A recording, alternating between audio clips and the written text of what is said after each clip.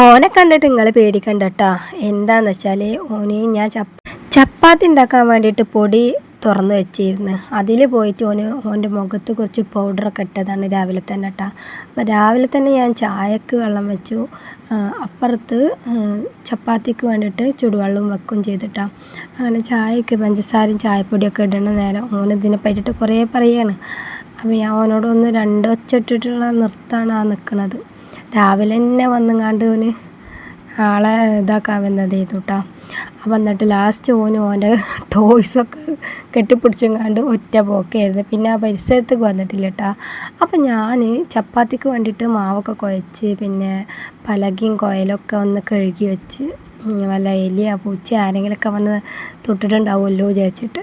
എന്നിട്ട് ഞാൻ വേഗം ഒരു ഗ്ലാസ് കട്ടനും എടുത്ത് കുടിച്ച്. അതിൻ്റെ ഇടയ്ക്ക് വന്നിട്ട് കിണുങ്ങി വന്നിരുന്നു കേട്ടോ.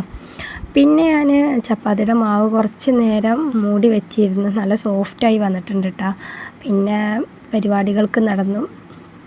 ചപ്പാത്തിയൊക്കെ പരത്താനായിട്ട് ഓരോന്നോരോന്ന് റെഡിയാക്കി വെച്ചിട്ടാ.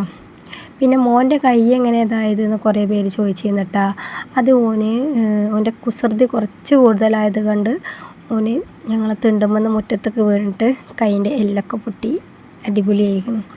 അപ്പം ഇനി ഹോസ്പിറ്റലിലേക്ക് പോകാനൊക്കെ ഉണ്ട് വീണ്ടും കാണിക്കാൻ വേണ്ടിയിട്ട്. അങ്ങനെ ചപ്പാത്തിയൊക്കെ ചുടൽ കഴിഞ്ഞിട്ടോ ഓരോന്നോരോന്നായി ചുട്ട് പൊള്ളച്ചൊക്കെ വന്നിരുന്നു. പിന്നെ അത് കഴിഞ്ഞിട്ട് ഞാനിന്ന് മീനായിട്ട് കിട്ടിയത് അയിലക്കുട്ടിയായിരുന്നു. അങ്ങനെ അയിലക്കുട്ടിയൊക്കെ നന്നാക്കി ആകെ 4-3-5 എന്ന് പറഞ്ഞ രീതിക്കുള്ള കുറച്ച് മീനേ ഉണ്ടായിട്ടുള്ളൂ. അപ്പോൾ ഞാൻ വിചാരിച്ചത് പൊരിക്കാമെന്ന്. അപ്പോൾ കറിക്ക് എന്തെങ്കിലും വേണ്ടേ വിചാരിച്ചിട്ട് ഞാൻ കറി ഒരു സാമ്പാർ പോലെ ഉണ്ടാക്കി വെക്കുകയും ചെയ്തു. അങ്ങനെ മീനൊക്കെ ഫ്രഷായി മുറിച്ചതിൻ്റെ ശേഷം സാമ്പാർ പണിയാണ് തുടങ്ങിയത്. അതിന് വേണ്ടിയിട്ട് പിന്നെ ഞാൻ കുറച്ച് വെണ്ടക്ക ഉണ്ടായിരുന്നു, അത് വാട്ടി ഓയിലിട്ടിട്ടൊന്ന് വാട്ടി എന്നിട്ട് സാമ്പാർ കണ്ടെടുത്തു ഇടുകയാണ് ചെയ്തത്.